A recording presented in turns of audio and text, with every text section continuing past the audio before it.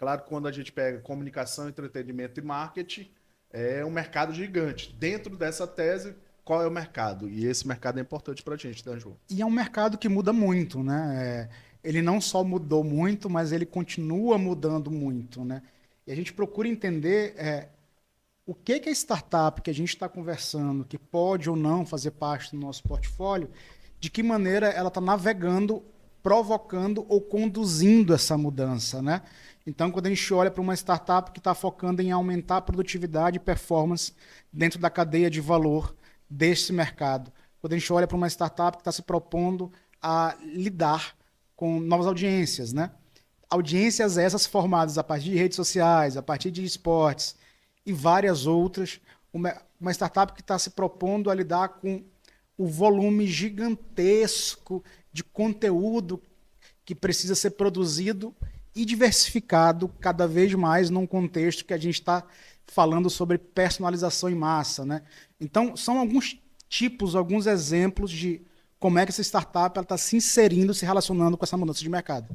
Então vamos lá. E aí a gente conseguiu trazer ele para o Aduela Day, falar um pouquinho do mercado de inteligência artificial. Então esse é um ramo que está mudando muito, impactando muito esse mercado de entretenimento e marketing.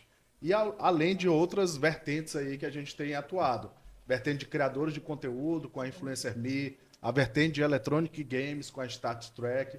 Então dentro desse guarda-chuva aí de comunicação, entretenimento e marketing, a gente tem essas principais tendências que já fazem parte do nosso portfólio hoje em dia. E é super importante, né, você que está acompanhando a gente. João, como é que eu identifico, Bruno, como é que eu identifico essas oportunidades de investir em startups, né?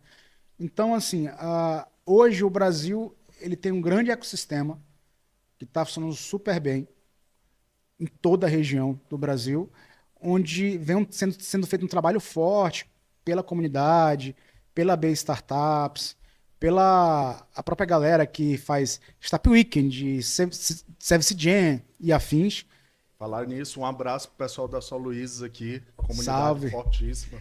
salve São Luís. E aí é importante entender que as pessoas, os empreendedores que formam startups, eles estão postulando novos produtos ou novos modelos de negócio que se propõem a resolver uma dor de algum mercado. Bem importante, e aí como é que a gente identifica, né?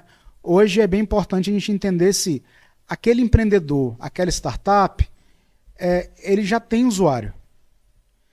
Se esses usuários já se tornaram clientes. Se eles já estão na fase, pelo menos, de MVP. MVP, para quem está acompanhando a gente e não conhece, é uma sigla em inglês para produto mínimo viável. Isso quer dizer o quê? É uma primeira versão de um produto, mas que ele já é execuível e que o usuário já pode. Já agrega algum valor para o Já agrega usuário. valor, né? E aí, com isso, tu vai entender com muita clareza se aquela startup já começa a gerar faturamento, caixa. Entender como é que ela está na relação de crescimento mês a mês. Algumas estão precisando, na verdade, de um investimento especificamente para crescimento. Por quê? Porque o público já está ajustado, o MVP já está rodando, Já está faturando. já está faturando com um crescimento mês a mês, ali pelo menos 20% ao mês de crescimento, e está dentro de um mercado super relevante. Porque não adianta tu investir numa startup que tem um mercado extremamente limitado, e aí quando eu falo limitado, eu não estou nem falando em volume possível de clientes, mas volume de capital, volume de quantidade de recorrência. Então, negócio no fim do dia é sobre volume e recorrência.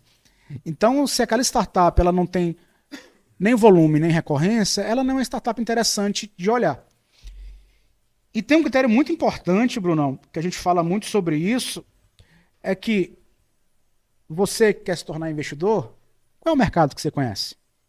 É importante a gente, você como investidor também está alinhado com esse mercado. Por exemplo, eu trabalho no mercado de petróleo e gás, por exemplo. Tá? Então, eu entendo muito sobre esse ecossistema.